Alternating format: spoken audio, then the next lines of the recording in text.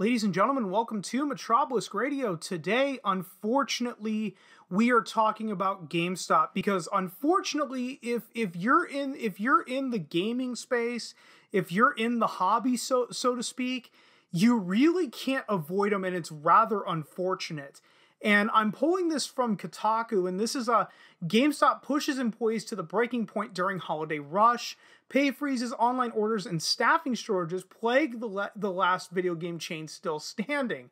Well, it didn't have to be that way, but and then they go on to say it's been a gangbusters year for those at the top of the GameStop pyramid. Revenue is down and stores are closing.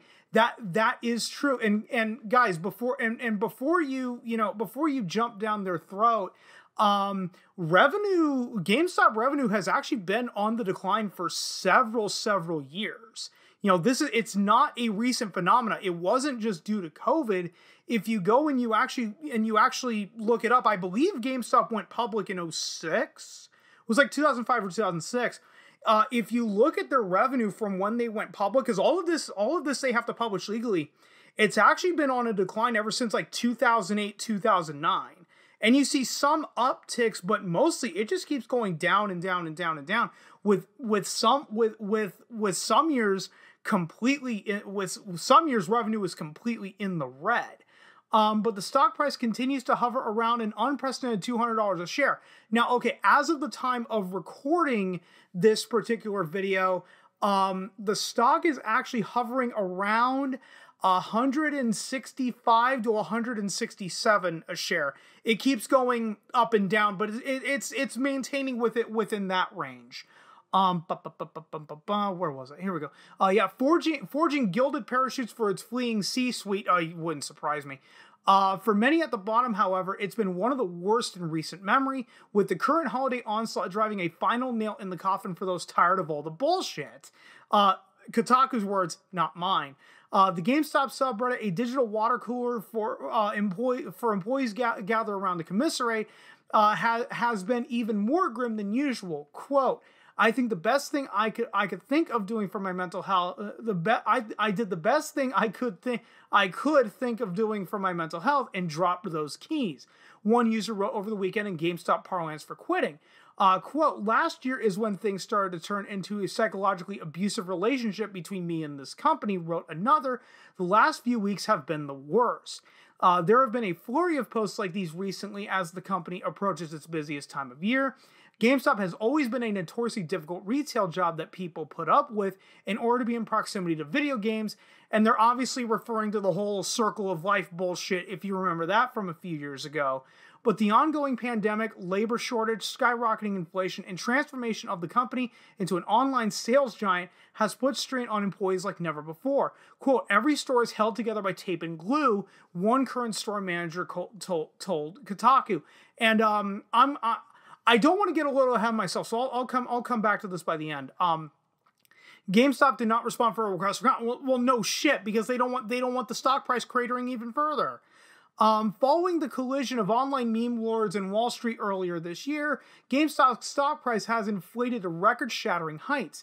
In June, the company exploited what that store manager described as a dystopic stock market bullshit to sell $1.1 billion in new stock, bringing its total cash on hand up to $2 billion. But many stores have barely seen a dime of that. 6 employees from different locations throughout the country told Kotaku. Instead, a pay freeze that they say has been in place for the last 2 years has kept employees at minimum rates well below industry averages. Quote, I could fucking go to Target right down the street and make more money stocking shelves with milk and cheese overnight than I'm making right now running an entire store, one current employee said. That's probably someone in management. While big box stores and supermarkets are raising entry-level rates to $12 and $15 in some places, GameStop key holders in charge of opening and closing stores are making $9 an hour. Yeah, probably not a good idea to pay the people who are responsible for opening and closing your store only $9 an hour. given the fact now there's little to no incentive for them to even show up. What's GameStop going to do if enough of them just go, nah, I'm gonna turn back, pull up Peter Gibbons in that sense, where he just kept turning over in bed, just kept shutting off his alarm, and then Bill Lumberg leaving him, the 20 voicemails. Yeah, hi, it's Bill Lumberg. Anyone who's ever seen Office Space will know that reference. Places like Target, Walmart, and Best Buy were closed on Thanksgiving, but not GameStop. Word of the surprise opening came down from management in early October. The GameStop subreddit filled up with complaints from employees who would no longer be able to travel for the holiday to see families. Some hadn't seen in over a year because of COVID. Quote, "We don't get Thanksgiving off because corp values cash more than its employees." And here's the funny part. I don't remember where I read this, but I read somewhere that, many retailers do not close on Thanksgiving for the positive press out of the kindness of their hearts. Many retailers actually close on Thanksgiving because it's been proven that there is little to no sales benefit opening on Thanksgiving at all. Even it doesn't matter if you open at normal hours, if you open at 5 p.m., 8 p.m., or midnight, doesn't matter. There is little to no benefit for you to be open. You are better off deferring to actual Black Friday. And some studies have even shown that Black Friday is actually not where the retailers make most of their sales. It's actually the Saturday prior to Christmas Eve. So the fact is, you're gonna open the store on Thanksgiving for maybe 2 or 3 people to show up. There's the little to no incentive to even open. A year after launch, the PS5 is still continually sold out everywhere, and that is not exclusive to GameStop, by the way. But 3 GameStop stores told Kotaku they had anywhere from a handful to more than a dozen in stock starting on Thanksgiving, followed by Xbox Series X's, S's, and Nintendo Switches on Black Friday and into the weekend, propelling an even bigger holiday rush than usual at some locations. Quote, "People are ravenous for these systems," one employee told Kotaku. Are they really though? I could see it for PS5 and Xbox Series X, because people haven't been able to get their hands on these systems for over a year.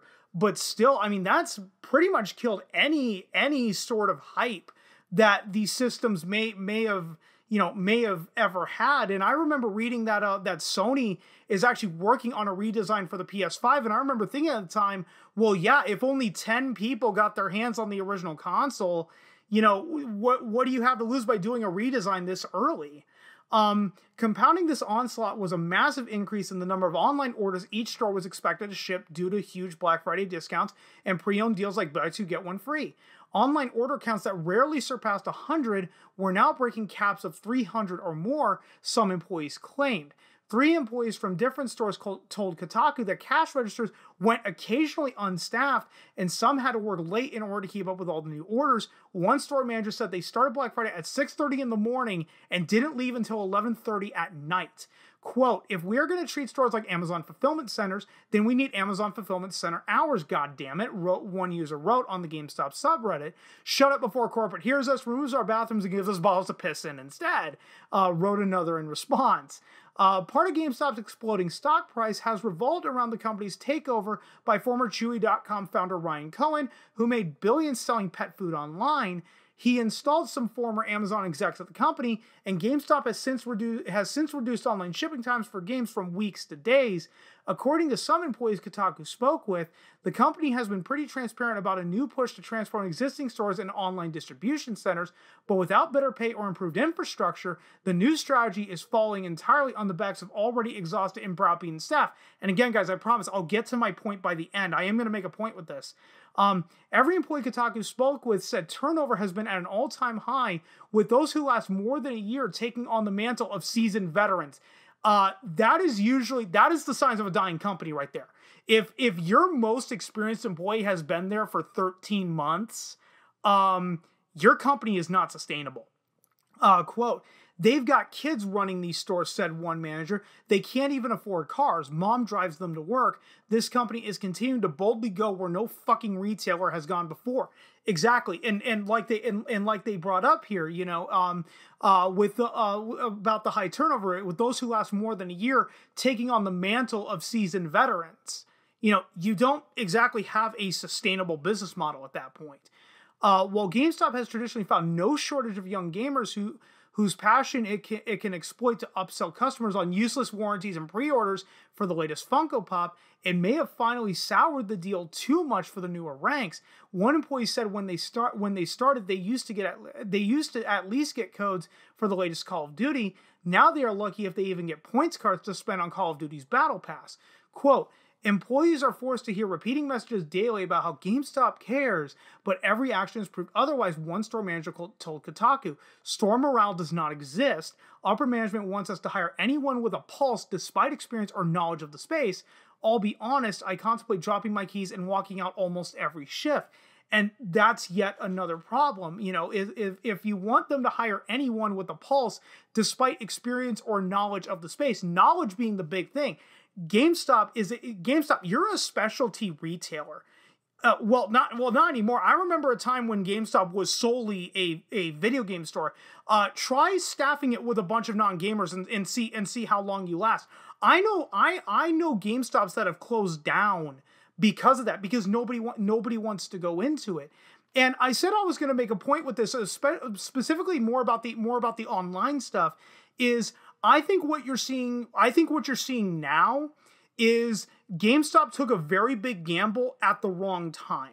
You know, they want to go into being like the Amazon of gaming, but the problem is they don't have the infrastructure for it. The infrastructure is their physical stores. So it's like, oh, we don't care about the physical store locations. We just want to do the online shopping. The problem is, as I brought up, they don't have their infrastructure is their physical stores.